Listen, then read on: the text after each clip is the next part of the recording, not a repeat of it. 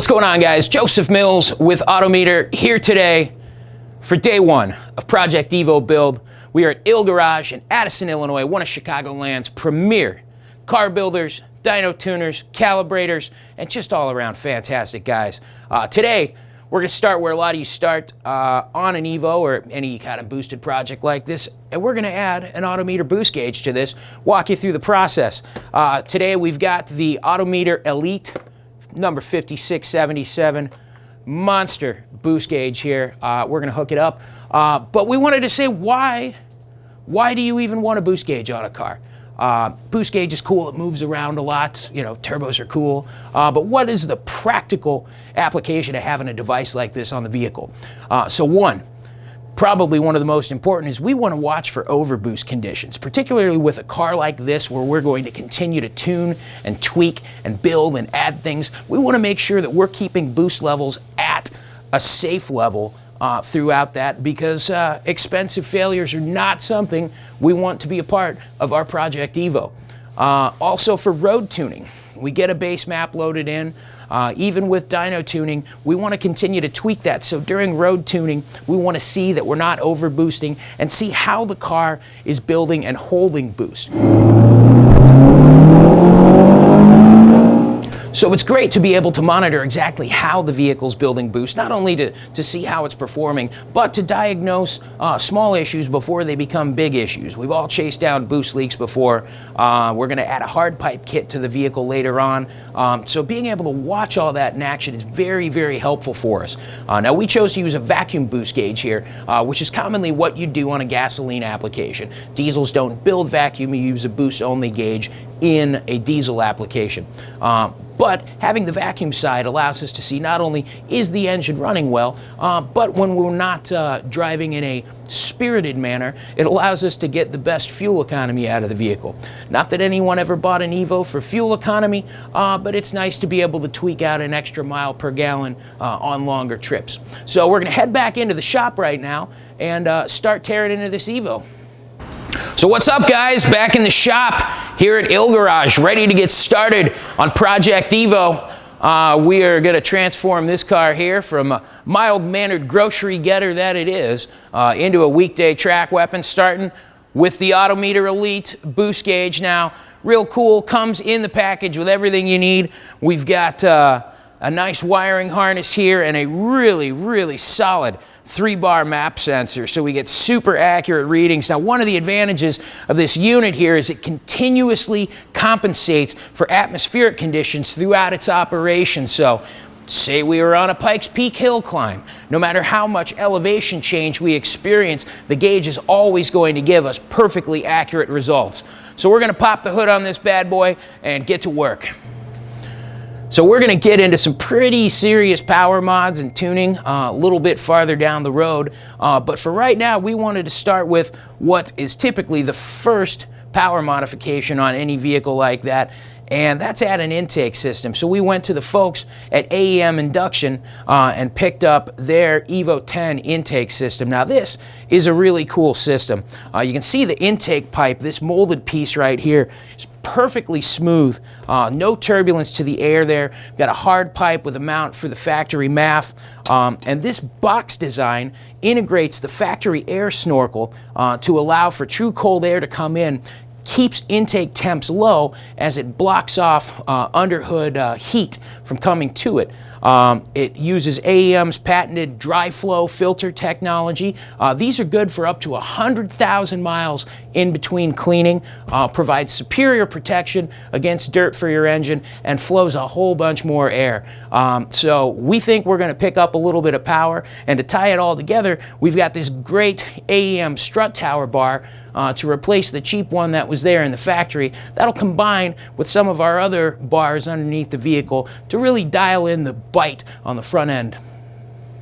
So we're going to start our installation by actually swapping out the strut tower bar on here. The reason for that is when we install our map sensor on the vehicle, we're going to end up hanging that on that strut tower bar. There's some nice little slots built into there. Want to make sure that that points down when we do it. So to do that, all we need is a 14mm wrench, and let's take this apart. So now we're going to go through and remove the factory strut bar. We want to make sure that the suspension is loaded while we're doing this. Good. So, and finally we take the center two 14 mils off.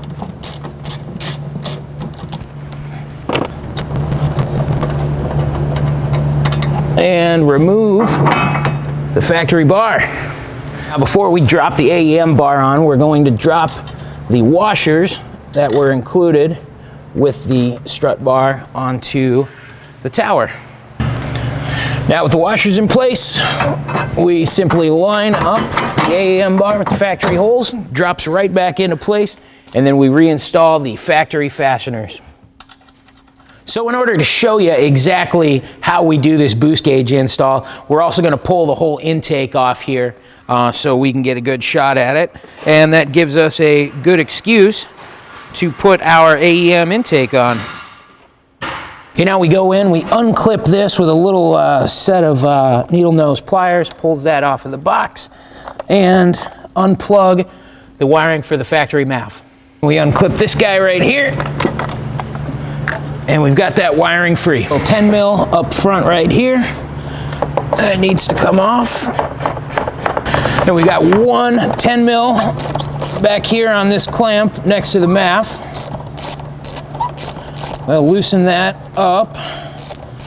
All right, all that loosened, the whole assembly pops right out. All right, now we got to remove the factory snorkel from the air box. You can squeeze in on these two big tabs here and squeeze that, and the whole thing just pops right out. So we've got this 10 mil on the recirc valve. We've loosened that up, and we can pull the recirc valve free. Okay, so we move the hose clamp off the way, and then we pop the vacuum line off the recirc valve. We also have to get this one off the PCV right here. Okay, so with that PCV line off, we've got one more vacuum line right underneath it. Kind of hard to see. That's it right there that attaches to the intake tube, and then we just need to loosen that up from the turbo and pull it off. It's a little tricky to get to the clamp back here, but I found a 10 millimeter on an extension. You can go way back, you can access it pretty easy. So that's what we use right there. And then it just pulls right there. Right off of the turbo, there's our factory intake tube. We got this vacuum hose right here with everything out of the way. You can see very clearly, goes right into our intake manifold. We're gonna take and cut this hose in half to install our boost tee. So we're gonna take the boost tee that came with our Elite Boost Gauge, gonna put that into the line there. Now one of the things I like to do on these is take a zip tie on either side, tighten that down like so, just a little bit of cheap insurance, because we certainly don't want this popping off should we be wide open throttle. So we've got our map sensor. We just kind of zip tied this onto the strut bar here. And unfortunately we didn't have the right zip ties today, so we will have to replace these. But the important point here is make sure that map sensor points straight down so no water condensation builds up inside of there. So we slide the boost line into our rubber fitting here, and just like on the other side, I like to put a little zip tie right here. Again, just kind of cheap insurance. You know, stock our Evo pushes 23 pounds of boost or so, this will just keep us safe on there. One of the tricks we like for sliding a ferrule onto a boost line involves cutting it, and we get it at a really sharp angle like that. So we've got a point, right? So here's a point we got with our razor blade, and then our ferrule just slides right onto there. Once we've got it on, we just take our razor blade again, square it up. All right, so then we take our 1/2-inch nut, screw that onto the spot we spliced in. Now we don't need a ton of pressure on here. Obviously, half of this is plastic, so I mean literally just a little bit of a turn with a wrench. We're nice and snug there. We got our line, so ferrule, nut, that gets inserted into there. This slides down with the ferrule. We're going to hand tighten that. Now very, very important here. We do not want to over tighten this. If this starts to cock at all within there, it's not going to function properly. So just get it snug, it will hold. Snug that up a little bit. That's a 3/8 wrench right there. We can see boost line ain't going anywhere. So we remove this 10 mil from the fender liner, and then we've got a bunch of clips to pull out. This is gonna help us to run our wiring without having to cut any holes in the vehicle at all. So we just pop the little hat and then slide in there, pop the big hat. Pop the little hat and then slide in and get the big one. All right, so with all those clips out, we're able to slide this fender liner out of the way, and that gives us access to everything back here we're going to need to run our wiring harness for our boost gauge. So we took and twisted the heck out of our 3 wires going to the map sensor, makes it all nice and sturdy like that. Got a little split loom at the top here, and we're going to just go ahead and keep those wires nice and protected as we are running underneath the fender liner here. So pull this off. We pop this little panel right there along where the trunk release is. We've got a little nut back there that comes off, and then kind of just pop that whole piece off, and we've got access to our hole. All right, so we just pull the carpet back right there, and you'll see got a plug we can take off and easily pass our wires through. So we've got this little spot right here in the body. We can pop this plug off. We got a nice pass through for it. We'll drill a small hole to pop our 3 wires through. So in order to make this easier to do, we're gonna de-pin our map sensor connector here. That'll make it very easy to pass through a very small hole that we made right there. All right, so fender liner free. You can see we got a huge hole right there to run up into the engine bay. You can see right here where our wire is run through, that goes underneath right here. We've got some nice conduit on it, and that's gonna go up to our map sensor right there. And we've got our boost line nicely wrapped up in conduit as well, going to the tap we made on that vacuum line, going to the intake manifold. So we're gonna take our wires and we're just gonna cable tie that right there under the hood cable, keep that up out of the way. All right, and just pop the grommet back into place. Finish our split loom there, and we can put the fender liner back on. We then ran the wires up through the dash in our conduit and popped out right behind the wheel where we will be mounting our AutoMeter OmniPod. You can see where the wire pops up right there and our little connector to plug into the back of our Elite Boost Gauge. Now, because we're using a digital stepper motor gauge, we doubled up on one of the factory grounds. When we go to put our wideband in this vehicle on the next install, we'll definitely be using an engine ground. But digital stepper motor gauges like this boost gauge will be okay piggybacking onto a factory ground. We used a T-tap to go onto the 15 amp fuse for the cigarette lighter to power our gauge. That one comes on and off with the key, and we piggybacked with that ATA circuit, so the gauge has its own 3 amp fuse.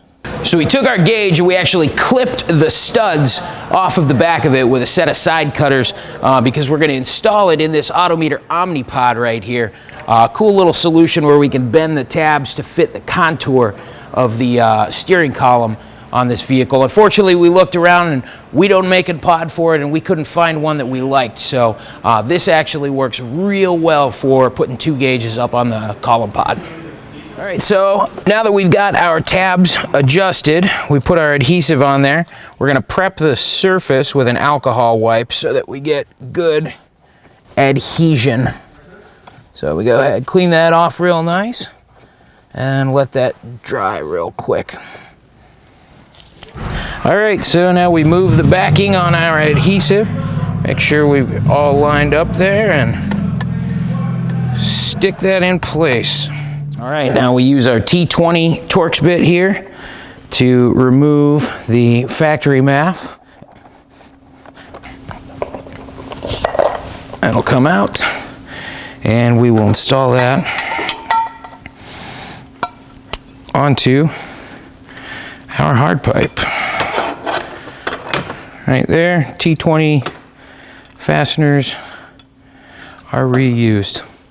All right, so we've got these two hoses coming off the boost control solenoid, and we're going to pull this whole little Y connector thing out. Now, when we do this, it is going to make a tiny bit more boost using this intake, which we'll be able to monitor on our boost gauge.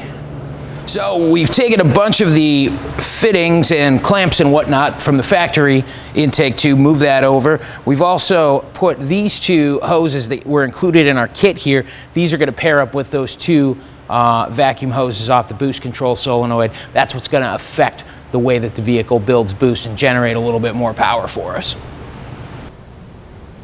So with the intake connected back to the turbo, we've also connected the PCV. We've connected those two hoses onto the boost solenoid, and we've got everything tightened down, so we're ready to put the rest of the intake pipe and the recirc valve back on. So we've got our intake box here, and here's the back side. We've installed this rubber gasket material right here for the pipe to go through, as well as this rubber mount, which is secured on the inside by a nut and a bolt. The instructions weren't super clear on that, but we also may not have been reading them correctly. Our hard pipe is now secure onto the intake pipe. We're going to go ahead and slide that into our intake box and drop this into place here with the factory stuff, and that should be pretty good to go. We're going to secure the hard pipe to this box on that rubber mount with this hardware right here. All right, so we've gone through, we had one more piece of vacuum hose that AEM gave us that replaces the one going to the recirc valve that wasn't long enough to get there. Kind of buttoned everything up here, went back, double checked all of our connections, made sure everything's nice and tight, it all fits in nice, nothing's rubbing. Final piece is to put that AEM dry flow filter into the box here and put the lid on, and we're ready for a test drive. All right, now we pulled the factory foam off the snorkel and put that on there as well, and I'm just gonna go ahead and button up the lid on our intake. Really looks phenomenal. Factory fit and finish. Can't wait to hear how it sounds.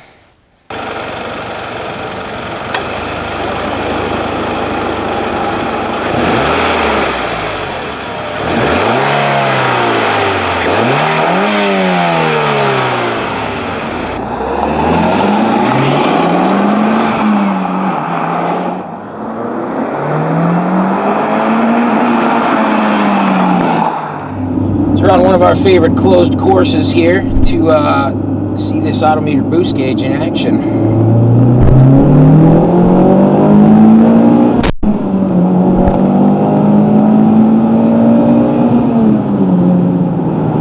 It's pretty well. Let's check the peak that we hit there.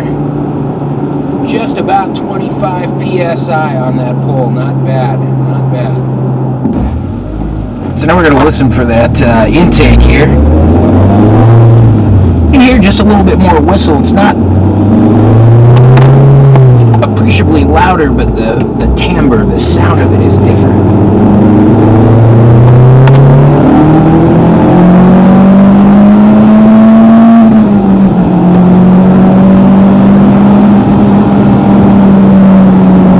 Not really much louder at full throttle. The sound of the stock exhaust is still louder than the intake.